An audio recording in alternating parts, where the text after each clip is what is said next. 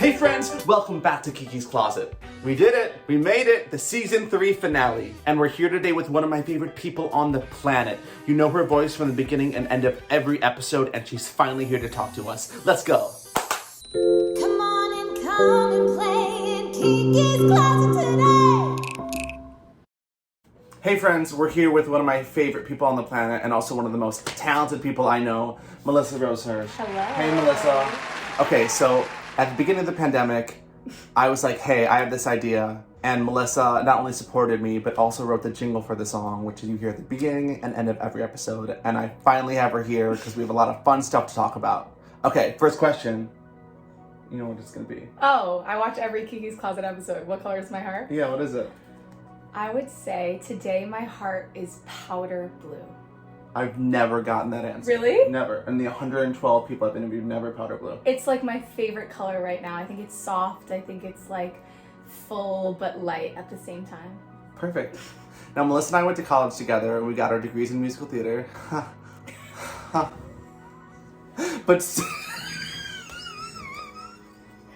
It was fun. it was fun. But since graduation, you've made a little pivot and now you're focusing your energy in another creative way by writing.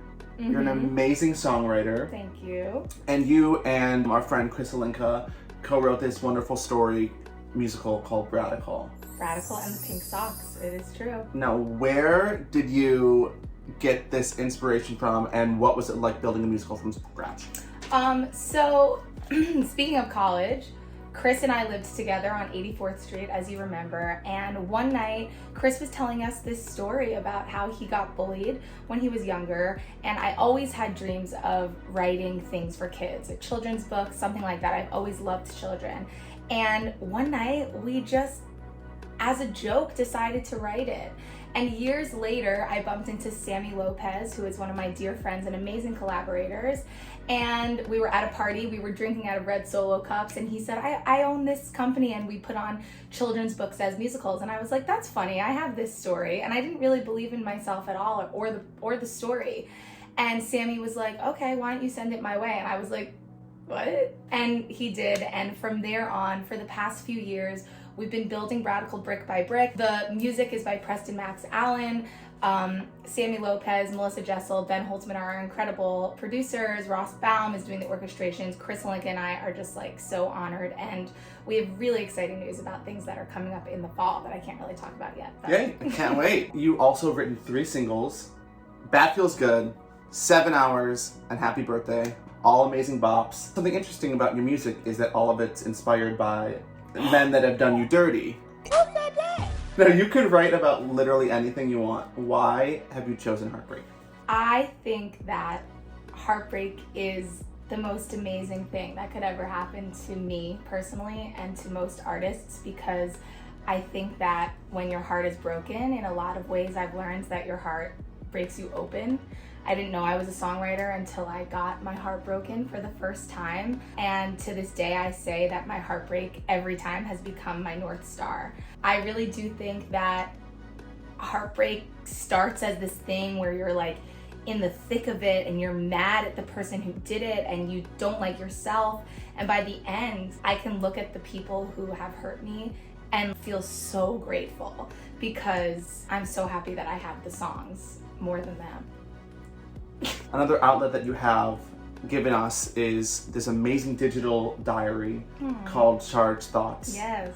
And you have opened up your note section quite literally on your iPhone and shared it to the world of Instagram. I want to know what made you decide to be so vulnerable with the internet and share your emotions. Well, you were there when Charged Thoughts was born. I was heartbroken again. I just love y'all. Happy cancer season. We were in North Carolina, we were quarantining. When the whole pandemic started, it was May 2020. And I've always been someone who wrote memoir based. And it was kind of like this secret that I had with myself. I'd type on my computer and things that I just like didn't want to forget, things that I wanted to show my kids in the future. And eventually I stopped doing it on my computer and I started doing it in my notes app. So I had like all these long memoir based things.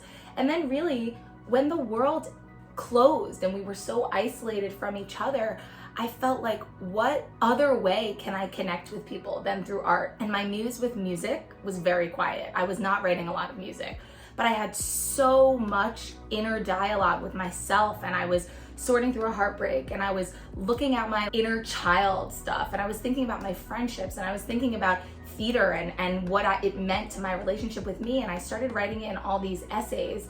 And I genuinely don't think I would have had the bravery to start it now, but I felt like we had nothing to lose, and I was the most brave I've ever been in the pandemic in many ways, looking back now.